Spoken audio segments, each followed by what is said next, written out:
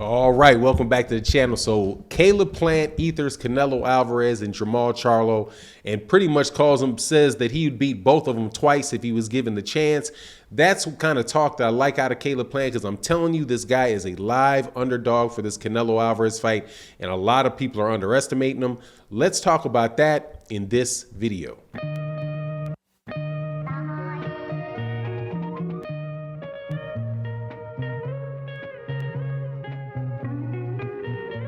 All right, welcome back to the channel. So in my opinion, man, I love a confident boxer. I'm not one of these guys that like to hear all of this, like boxers that are super polite and super humble, because a lot of times that humility and that quietness is just not, it's just not real, man. Fighters are supposed to have a heart. Fighters are supposed to, are tough guys that go out there and in a blood and gut sport. And I think that in order to sell the fights and get the interest of fight fans, that they should really share what they think about the opponents and what they're doing. I'm a big supporter, of guys that talk a lot of trash. I like Adrian Bronner, because Adrian Bronner brought a lot of excitement to the ring, outs from, in his interviews and the way that he talked about himself. And no matter how many times he lost, he is still a very, very confident person that believes he wins. And I think that really does go a little bit of ways, towards, attracting people to fighters. So with Caleb Plant, who's supposed to be in a fight with Canelo Alvarez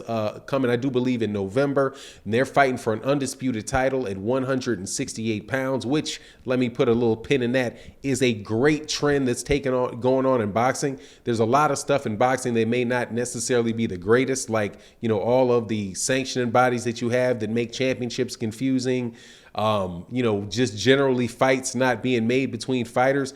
But when you see like a trend of fighters all fighting for undisputed titles so that they can be the one champ, I think that is a really, really big thing in boxing. And my hat goes off to both Canelo Alvarez and Caleb Plant for making this fight.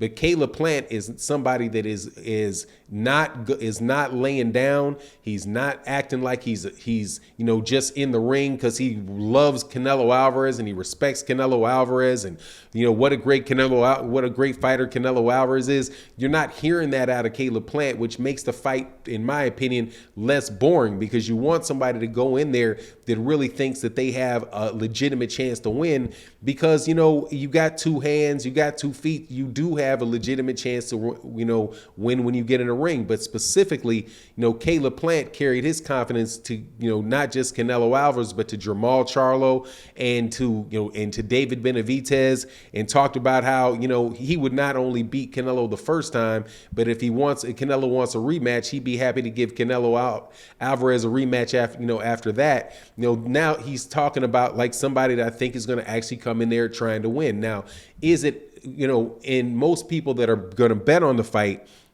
don't necessarily, or looking at all these fighters, don't necessarily put Caleb Plant all the way up, in the top of, as one of the top fighters, despite the fact that he has the belt. And I think many people would consider, Caleb Plant to be at a disadvantage against any three of the guys that he mentioned, whether it's David Benavidez, Canelo Alvarez, or Jermall Charlo. But I'm the type of guy, and at least what I see from Caleb Plant is something different.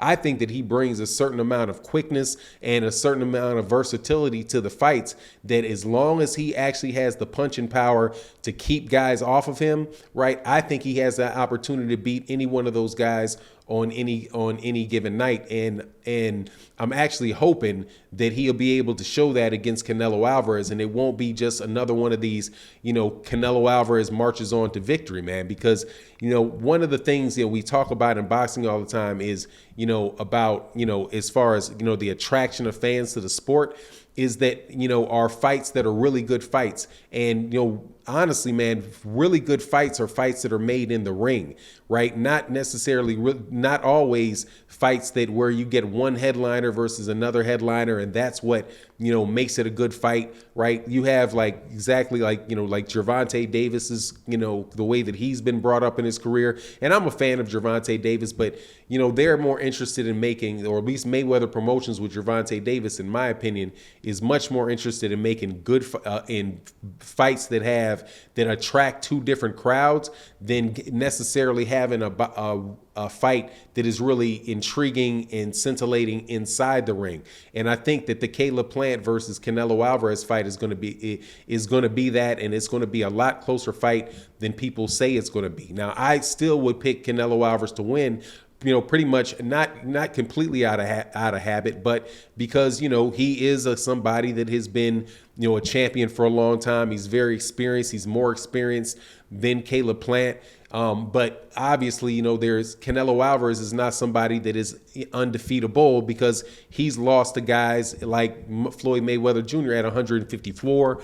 A lot of people thinks he lost to Erislandy Lara and Austin Trout. So, he's not invincible. But I will tell you one thing, for sure, that that Caleb Plant is the only one that's going to be offering Canelo Alvarez, is the only one that's going to be offering a rematch if he wins. Because if Caleb Plant loses to Canelo Alvarez, it's going to be a bit of a long road back for him, because I think Canelo Alvarez will be able to control those belts for a while. And Caleb Plant is going to actually have to then go and fight the other guys that he mentioned, like a Jermall Charo and a David Benavidez. And I think all three of those fights just in and of themselves are very, very attractive fights. But but those fights are going to be complicated if Canelo Alvarez holds all the belts.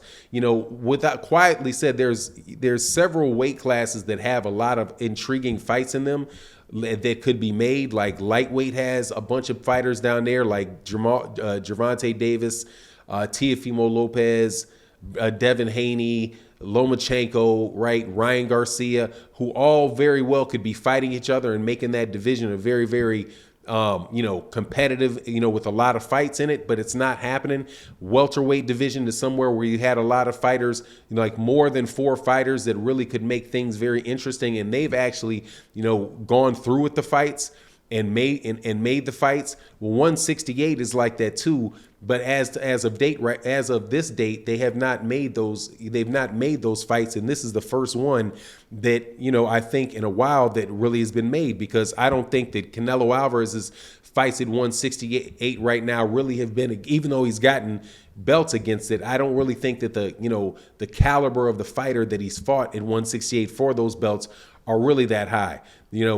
Billy Joe Saunders and Callum Smith, I really think those guys are just domestic level fighters in the UK, right, that got a name. There's, a Chris Eubank actually went so far as to say Billy Joe Saunders faked an eye injury so he wouldn't get beat up by Canelo.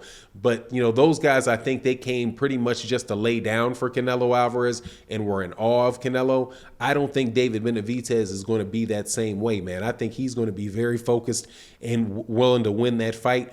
And if he does, I would love to see a rematch. I know I'm probably one of the people in the minority that thinks he has a chance to do it, but that is what it is, man. And I've been wrong before, but not a lot. We'll find out after the fight if I am wrong. So anyway, that's what I think about it. You let me know what you think in the comment section. And with that, I'm out. Peace.